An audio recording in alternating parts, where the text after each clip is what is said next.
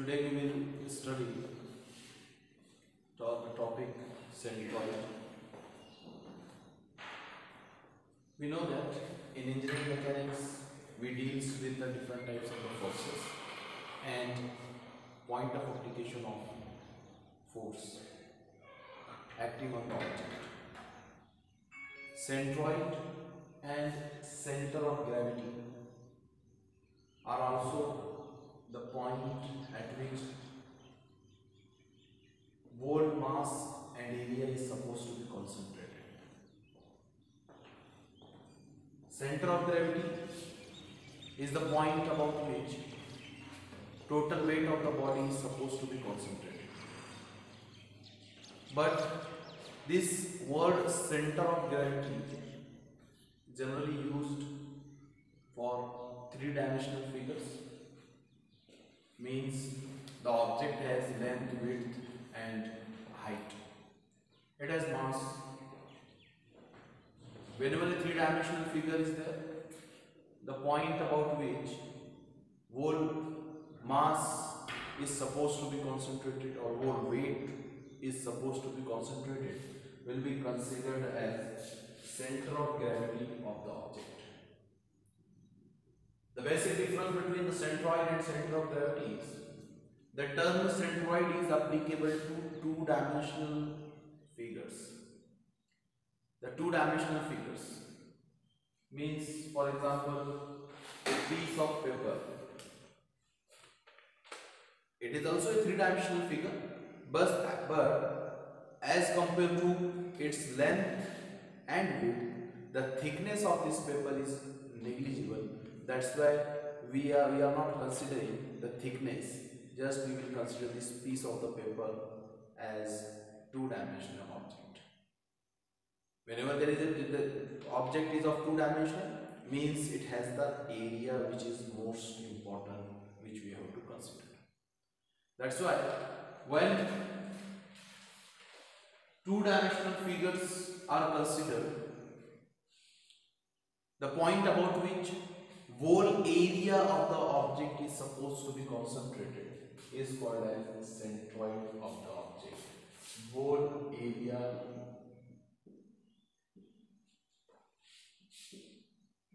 is supposed to be concentrated. That is called as a centroid. This term centroid will applicable to all two-dimensional figures or the figures or the objects in which the dimensional one dimension is very less as compared to other two dimensions. Length and width is considerable, but as compared to the length and width, if thickness is very small, then we have to consider only length and width, and that object will become under the category of two-dimensional figures.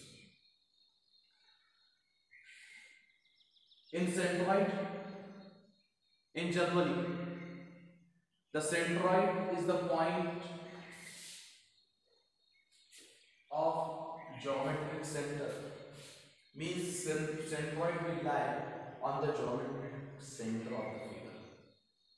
In standard figures, we know that what is the geometric center. For example, if it is a rectangle, then in rectangle we know that the midpoint of width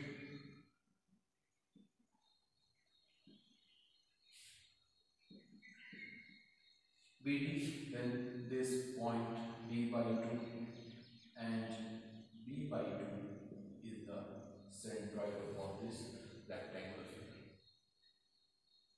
For circle, the center of the circle is the centroid of the figure. Likewise, for the standard figures, we all know what is the geometric center. But whenever the irregular figure will come, how to determine the centroid of that irregular figure is very important. Means irregular figure means it may be of any shape. This is the shape. We have to find the centroid of this figure. For this, we have to use the geometric center of standard figures. It is not a standard figure, it is irregular shape. So for determination of the centroid of irregular shape, I will divide this given figure into standard figures. Means first standard figure is triangle and second standard figure is rectangle. I will use the value of centroid of this triangle and rectangle to determine the centroid of this irregular figure combined. For determination of the centroid of the irregular figure, we require the centroid of a standard figure. We will write the centroid of standard figure here, which is already known to us, but for understanding, I am writing if it is a rectangle having width b, depth d, then this centroid is d by 2 and d by 2. Area of centroid is b into d, and x, y coordinate, I will say x and y coordinate is refers to this axis x and y. It is x is the distance measured from y axis, therefore it is d by 2, and y is the distance measured from x axis, it is x is the distance measured from y axis. Here it is b by 2, means here it is b by 2, and y is the distance measured from x axis, that's why it is d by 2. If it is a triangle, right angle triangle, having height h and base b, then the centroid is lying at this point at a distance of, from height it is b by 3 and from base it is h by 3. Area is given by half base into height, and x axis, x coordinate is the distance measured from y axis. The y axis, if we will say this is the y axis, it is x axis, then it is from y it is b by 2 and not 2, it is h by 3, b by 3 and h by 3. This b by 3, h by 3, x and y coordinate is as per the given x and y axis. Whenever the position of the axis will change, we will calculate the x and y coordinate with reference to the given axis. Third figure which is standard figure, is a circle. Assume that a circle is there, axis is lying like this.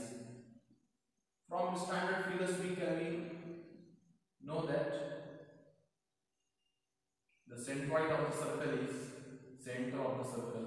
Area is given by pi r square.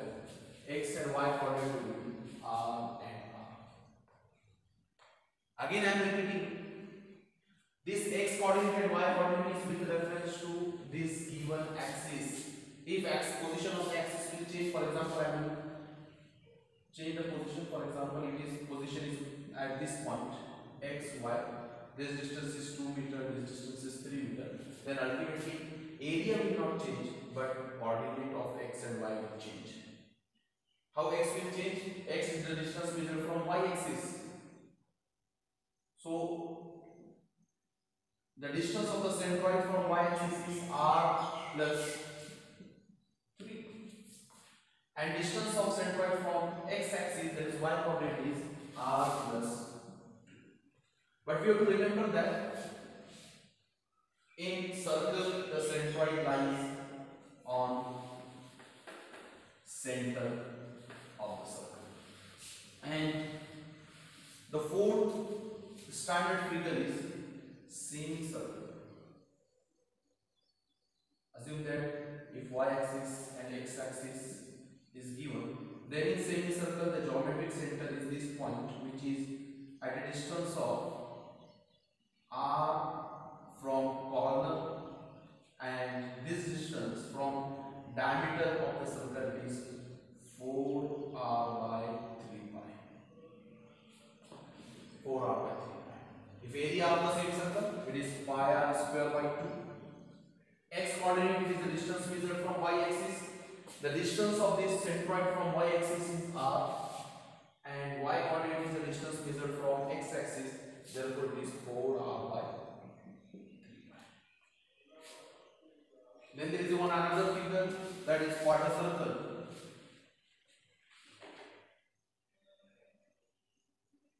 In quarter circle, the geometric center lies here.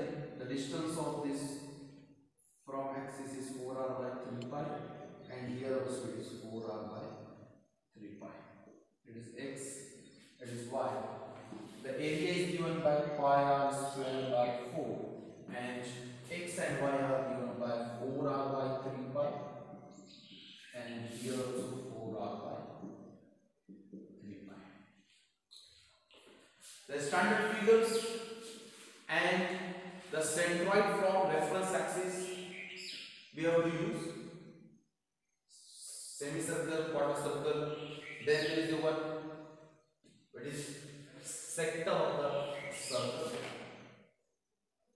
The sector of the circle, if sector is lying like this, x axis and y axis having the included angle alpha, and radius of sector as r is r, then area of the sector is r square alpha, r square alpha, and x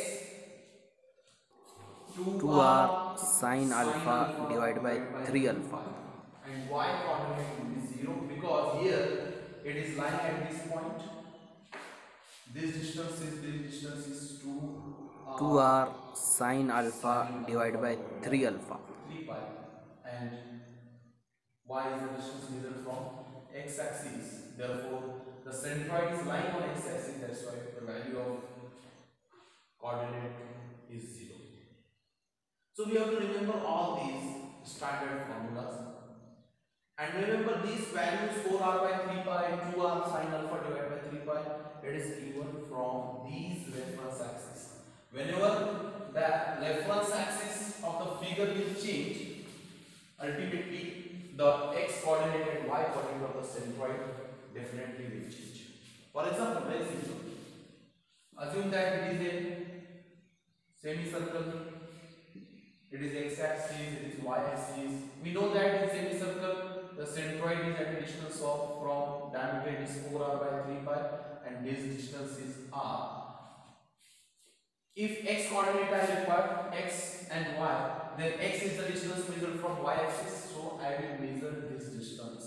I will not write only r, because r is the position if axis is like at this point, but axis position is shifted. That's why we have to consider this length also. If it is 2, then x coordinate will be 2 plus r. And similarly, y coordinate we will not directly write 4r by 3 pi. What is y? Y is the distance measured from x axis, so we have to consider this distance also, because distance of this point from x axis we have to measure. If it is 3, then 3 plus this distance, 3 plus 4r by 3 pi. And it is not compulsory that always the semicircle will have the same position. It may be like this. If this is 1.5 and this distance is 5, x and y. If I have to find the centroid of coordinate of the centroid, I know that the coordinate is, the centroid is lying at this point. This distance from diameter is 4r by 3. Depending upon position, orientation, the value of the coordinates will change. The value of the coordinates will change. So I will calculate, if x I have to calculate, I require distance from this y axis, total distance, This is the 5 plus 4 r by 5 plus 4 r by 3 pi. And why? This required this distance from x-axis, so 1.5 plus r. Like this. Means depending upon the position of the standard figures and position of the reference axis, we have to measure coordinate of set point. But question is, why we are finding this? Because in general the figure is of irregular shape. If irregular shape figure is given and we have to determine the coordinate of the centroid, then the first step is divide the figure into possible number of standard figures. Possible number of standard figures. It is the first step. For example, if I will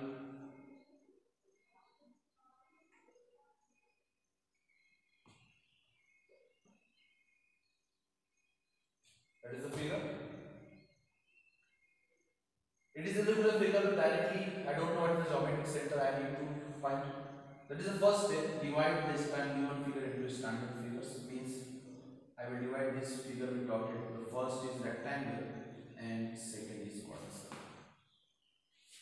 It is the process. If there is 3 standard possible, there is maybe more than one combination is possible. So we have to see which one is easy. After division, calculate the coordinates of centroid about given axis. Coordinates of the centroid about given axis. Means we have to find coordinates of the each standard figure with reference to given axis. After this calculation, we will use the formula for calculation of the centroid x bar equal to a1 x1 plus minus a2 x2 plus minus an xn divided by a1 plus minus a2 up to a. This will give you the centroid of the irregular figure. A1 is the area of first standard figure and x1 is the coordinate of the centroid of first standard figure. Similarly, A2 is the area of second figure, x2 is the x coordinate of the centroid of the second standard figure. If there is n number of figures, this formula will extend. Plus minus sign is dependent on the mass. In some problem, the figure will be like this. Means figure will be a plate with circular hole. Then this standard figures, this irregular figure, we have to find the centroid. Then we will divide this irregular figure into standard. Very easy. Here it is a rectangle and circle. These two standard figures are possible. But rectangle has mass and circle is hollow part. When circle we will put value of circle, area of circle we will put here, we will use negative sign because it doesn't have mass. Hollow part should be with negative sign, and if mass is present, then we have to consider positive sign. Okay. Similarly, we will calculate the coordinate of the centroid of y-axis, y coordinate of the centroid a1 y1 plus minus a2 y2 plus minus an yn divided by a1 plus minus a2 plus minus an. That is the formula for centroid of y coordinate of the centroid. Okay.